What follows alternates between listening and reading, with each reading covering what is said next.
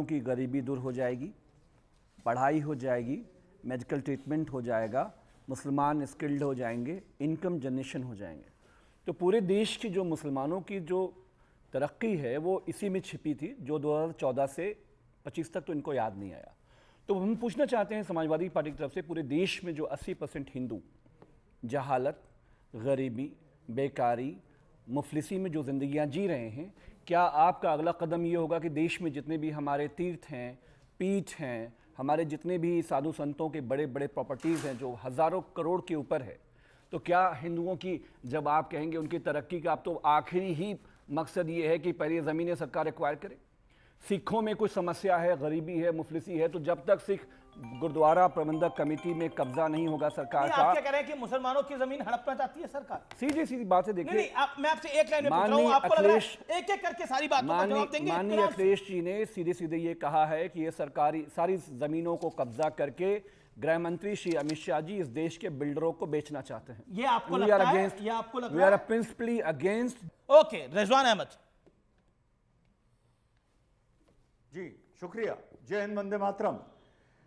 अभी साहब ने बोला, जो सपा के प्रवक्ता हैं, तो क्या हिंदुओं की भी यही करेंगे, मठ का ये करेंगे, मंदिरों का ये करेंगे? भाई साहब को कोई ज्ञान ही नहीं है। अरे भैया, Hindu charity and endowment act पहले से ये कर रहा है। मंदिर सरकार के अधीन है, सारे मुख्य मंदिर, वैष्णो देवी से लेकर दक्षिण भारत तक। वहां पे जो बोर्ड बनता है, डीएम उसका हेड होता है, कमिश्नर उसका हेड होता है, खाते वाते सब उसी के पास होते हैं। तो भैया, उनका तो सारा पैसा भी टैक्स की तरह या वेलफेयर स्कीम में सरकार बताती है मंदिरों को कि तुम कहां खर्च करोगे।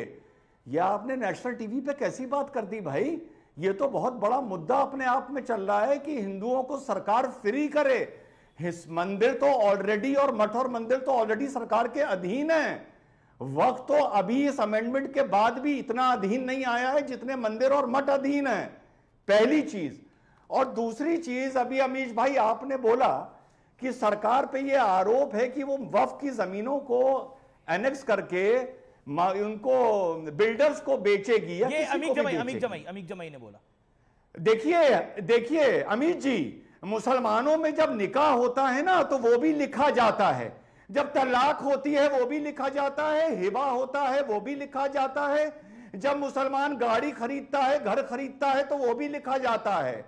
तो अगर तुम ऐसे कागज दिखा दोगे कि जिसकी जमीन थी उसने ये वक्फनामा लिख कर दिया और तुम्हारी उस जमीन में खसरा खतौनी और वो वक्फनामा लगा हुआ होगा, तो वो सरकार नहीं लेगी। अब तुम पूरे हिंदुस्तान को अपना कह दो, पार्लियामेंट भी हमारा है, वो कॉलेज भी हमारा है, वो फील्ड भी हमारी है, वो फलाना हमारा है, विधानसभा हमारी है, तो ये कहने से वो तुम्हारा हो तो नहीं जाएगा। तुम तो कहते हो सारा जहां हमारा है, तो सारा जहां तुम्हारा थोड़ी हो जाएगा। ओके, तो जिन प्रॉपर्टीज को वक्फ अपना बोलता आया है और उसके अगर कागज नहीं है, तो एंड में वो सरकार के पास जाएगी, सरकार उसका जो करे, सरकार की मर्जी। और कोई भी जमीन होती है उसका फैसला तो कलेक्टर ही करता है, कागज तो कलेक्टर के पास ही होते हैं ना। अमीश जी, देखिए, सीधे सीधे वक्फ बोर्ड के सीईओ को एक उसकी ताकत थी, वो प्रिंसिपल सेक्रेटरी लेवल का एक आईएएस ऑफिसर होता है, वो डीएम को आदेश देता है, डीएम फोर्स लगा के उसके इंक्रोचमेंट को हटाते हैं। मैं पूछना चाहता हूं कि 2017 से लेकर 2025 में योगी आदित्यनाथ जी ने 5 प्रॉपर्टी बता दें, उत्तराखंड में पुष्कर धामी 5 प्रॉपर्टी बता दे कि डबल इंजन में हमने मुसलमानों की गरीबी, मुसलमान महिलाओं की गरीबी को हटाने के लिए हमने 5 प्रॉपर्टी को भूमाफियाओं से हटा लिया। एक नंबर नहीं है। दूसरी बात यह है कि देखिए, जो वक्फ की प्रॉपर्टीज हैं, 95% प्रॉपर्टीज वक्फ बाय यूजर हैं, जिसमें क्या है, शिया इमामबाड़े हैं, मस्जिदें हैं, दरगाहें हैं। उन पे कुछ नहीं होने वाला, ये तो कैटेगोरिकली पार्लियामेंट में बोला गया है। जिस दिन बिल पेश हुआ उसी दिन बोला गया है इमाम बाड़ों पे कोई नहीं। ये वक्फ बाय यूजर, मैं कह रहा हूं अमीर भाई, ये फियर मॉन्गरिंग है, ये डराना है ना इमाम बाड़ों को कुछ हो रहा है, ना मस्जिदों को कुछ हो रहा है, ना एक ना किसी इबादत गाह पे कुछ हो रहा है, और ना ही बाकी जगह कुछ हो रहा है। आपको बता रहा हूं, ये सिर्फ फियर मॉन्गरिंग है, ये डराने की दुकान है। मैं आपको अखिलेश जी की तरफ से, ये अखिलेश जी नहीं, आप अखिलेश जी की तरफ से बोले, आप मुझे बताइए ये कहां प्रावधान है, ये कहां प्रावधान है? पूरे बिल का पेज नंबर के सहित बताइए, मैं बता रहा हूं कहां है ये प्रावधान? जगदंबिका पाल जी जब ट्रिब्यूनल लेके उत्तर प्रदेश गए, हम भी शामिल हुए, बिल्कुल आप शामिल हुए, और उस दिन जो है उत्तर प्रदेश की सरकार ने, योगी जी ने एक सर्वे करवाया 14,500। मैं पूछ रहा हूं मस्जिद इबादत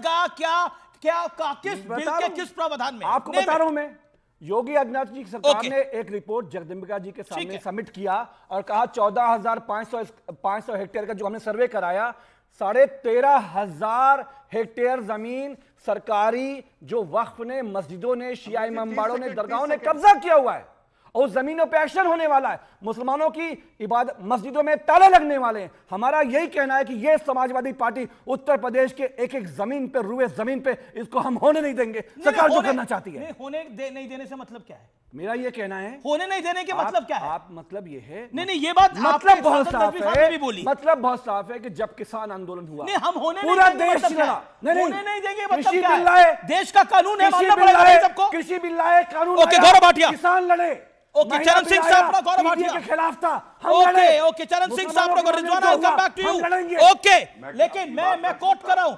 अमीक जमाई ने बोला हम ऐसा नहीं होने देंगे। मुहिबुल्लाह नदवी, सांसद समाजवादी पार्टी, जो वक्फ बिल पेश किया गया है वो समानता के अधिकार के खिलाफ है, देश की दूसरी बड़ी संख्या कभी इसे स्वीकार नहीं करेगी। और गृह मंत्री अमित शाह का जवाब मैं कोट कर रहा हूं, एक सदस्य ने कह दिया कि अल्पसंख्यक इसे स्वीकार नहीं करेंगे। ये क्या धमकाना चाहते हैं रे भाई? संसद का कानून है, सबको स्वीकार करना पड़ेगा। यह कानून भारत सरकार का है, हर किसी पर बंधन करता होगा और इसे स्वीकार करना ही पड़ेगा। यहां पर अमीक जमाई करें, हम इसे स्वीकार नहीं करते। Gaurav Bhatia, your time starts now. देखिए, सबसे पहले तो एक बात स्पष्ट हो गई है कि पुनः नरेंद्र मोदी जी इतिहास लिख रहे हैं, और भारत की जनता तो अब ये कह रही है कि नरेंद्र मोदी जी को चैलेंज ना करना। ये लोग कहते थे अगर वक्फ संशोधन बिल आया तो सरकार गिर जाएगी, बैसाखियों पे है। तो अर्ज किया है, ना मैं गिरा ना मेरी उम्मीदों के मीनार गिरे, मुझे गिराने में कई लोग 100 बार गिरे अमीर जी। और जितनी बार ये कहते हैं ये नहीं कर पाएंगे, अनुच्छेद 370, ट्रिपल तलाक को अपराध बनाना, CAA, भव्य राम मंदिर, मोदी जी हैं तो मुमकिन है वो हो जाता है। अरे 2013 में जो ये संशोधन लाए थे, आपको मालूम अमीर जी क्या था? 1500 साल पुराना मंदिर तिरुचिरापल्ली में सुरंदेश्वर टेम्पल, और 1400 साल पुराना एक धर्म कहता है कि ये टेम्पल जो है ये हमारा है, ये वक्त की प्रॉपर्टी है। खाता ना बही, जो मैं कहूं वही सही। और अब बदलाव ये आया है कि वक्फ में, हम जानते हैं वक्फ काउंसिल में, बोर्ड में महिलाएं भी होंगी। जो मुस्लिम समाज से आगा खानी आते हैं, समाज से आते हैं, बोरा समाज से आते हैं, वो भी होंगे। तो क्या ये अच्छा नहीं है कि जो मुस्लिम समाज में भी पिछड़े थे, गरीब थे, अब वो भी हिस्सेदारी मांग रहे हैं? ठीक है, मैं चरण सिंह साहब के पास चलता हूं। और ये काम नरेंद्र